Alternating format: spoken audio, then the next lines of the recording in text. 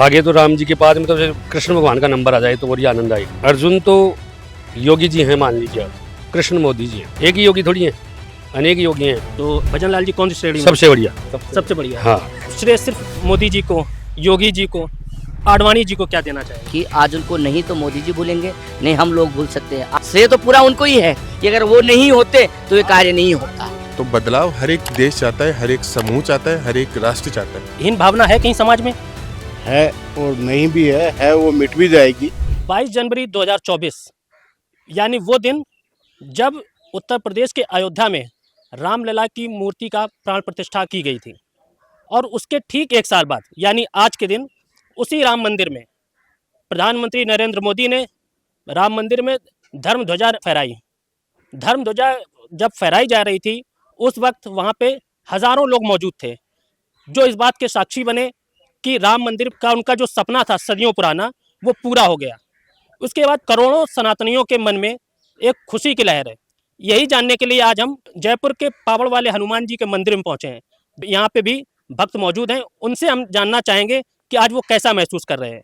आज जो धर्म ध्वजा फहराई है प्रधानमंत्री मोदी ने, आप क्या कहेंगे? बहुत अच्छा लग रहा है हमें और बहुत खुशी की बात है। ये काम हो रहा है सनातन धर्म के लिए, अच्छा हो रहा है। तो आज जो धर्म ध्वजा फहराई गई है इसके लिए आप किसको श्रेय देंगे? नरेंद्र मोदी जी को। लेकिन एक चीज़ आपने ध्यान दी है कि श्रेय प्रधानमंत्री मोदी को मिल रहा है, सब दे रहे हैं, बिल्कुल। लेकिन पूरे कार्यक्रम में आडवाणी जी नज़र नहीं आए।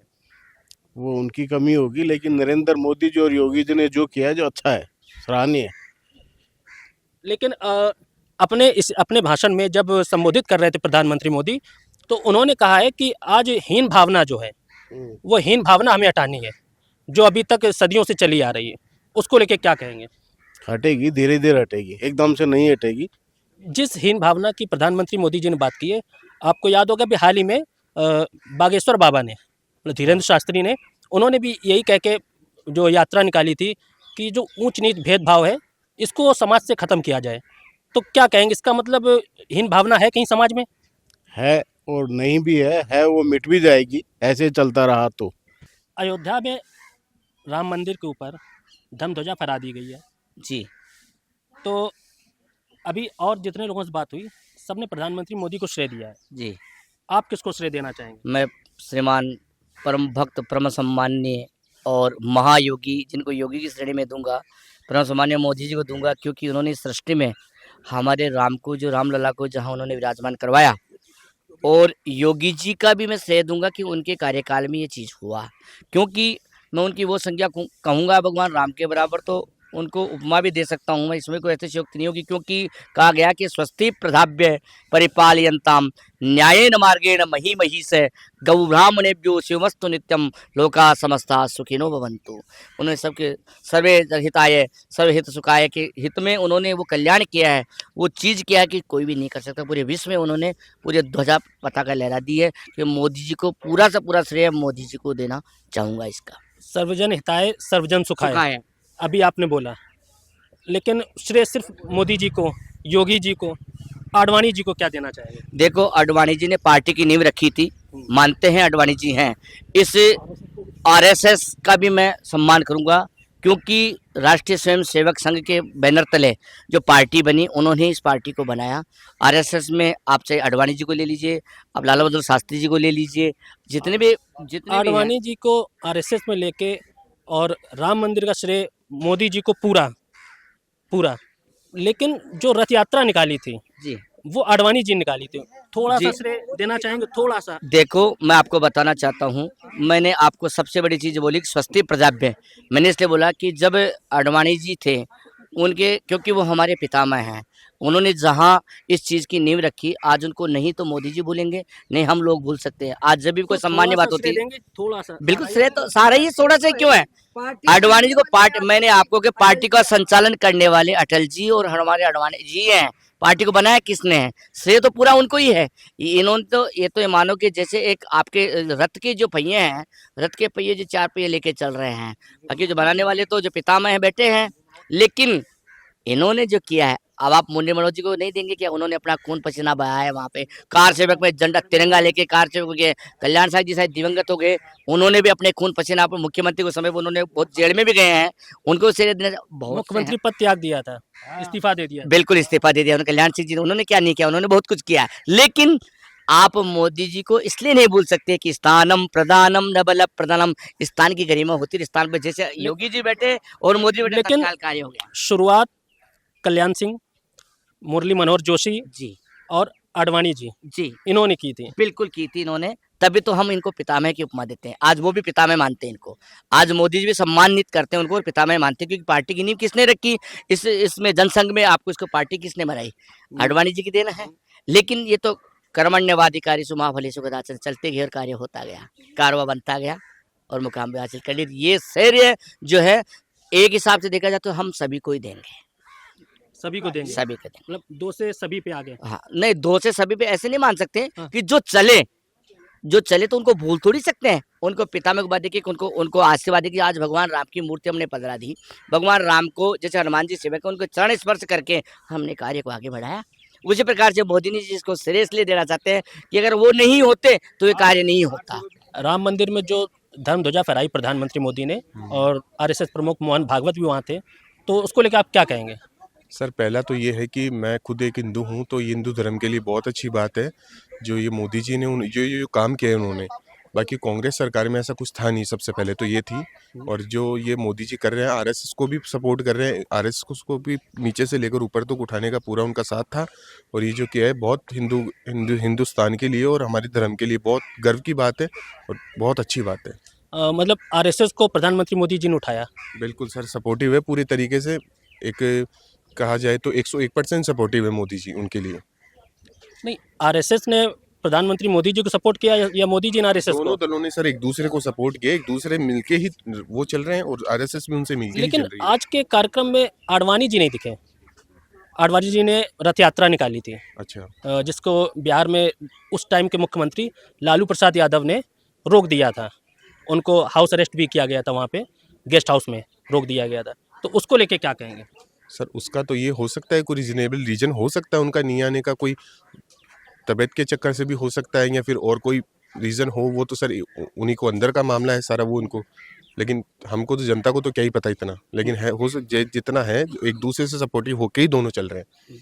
और उन्होंने अपने बयान में, प्रधानमंत्री मोदी ने बाद में एक संबोधन जो दिया है वहाँ पे, अपने संबोधन में उन्होंने कहा कि समाज में एक बहुत बड़ी बात उन्होंने बोली। उन्होंने कहा कि जो सदियों से अपना जो संविधान है, भारतीय संविधान, ये विदेशों से प्रेरित है, तो इसको आगे चल के कुछ कर सकते हैं, तो क्या कहेंगे? बिल्कुल सर, विदेशों से हमें हेल्प भी मिल रही है, ऐसा कुछ नहीं है। जो कनेक्शन बने हुए उनके मोदी जी के, वो उनसे हमें प्रॉफिट भी है, इंडिया को भी प्रॉफिट है। बाहर से भी जो ये विदेशों से ये जो कामकाज लेकर आ रहे हैं, जो अपने आइडियाज़ हैं उनको, ये एआई का भी हुआ है, तो एआई हमारे भारत में ऑलरेडी पहले था नहीं। ये सब कुछ हमें टेक्नोलॉजीज बाहर से मिली हैं, उनका हमें फ़ायदा भी है आज। लेकिन प्रधानमंत्री जी ने जब ये बात कही कि जो संविधान है विदेशों से प्रेरित है, विदेश से आया है, तो इसको लेके अक्सर विपक्ष, आपने सुना होगा, विपक्ष बिल्कुल हमेशा कहता रहा ये बदलना चाहते हैं, बिल्कुल। तो इससे कुछ बदलाव तो सर देखो एक टाइम के साथ सबका जरूरी है, हर चीज़ का जरूरी है। अब जैसे 151 थी, उसको अभी धारा 151 थी, उसको उठाकर 170 कर दिया गया, उसमें भी बदलाव है। तो बदलाव हर एक देश चाहता है, हर एक समूह चाहता है, हर एक राष्ट्र चाहता है। तो मतलब आप अगर वक्त आने पे अगर ज़रूरत पड़ी तो संविधान में बदलाव होना चाहिए। बिल्कुल सर, जो बदलाव ऐसे होने चाहिए जो निजी स्तर से हैं उनको ऊंचा उठाए। आज भी देखा जाए तो अब हिंदुस्तान के अंदर ये सीन चल रहा है कि आज भी छुआछूत का सिस्टम है, उनसे कोई वो नहीं है उनको। हाँ, अभी बागेश्वर बाबा ने भी एक यात्रा निकाली थी इसी हीन भावना को हटाने के लिए, और आज प्रधानमंत्री मोदी ने भी यही बात दोहराई हाँ। कि हीन भावना को सदियों जो चली आ रही उसको हटाना है। बिल्कुल सर, ये बिल्कुल राइट है, ये होना भी चाहिए हमारे हिंदुस्तान में।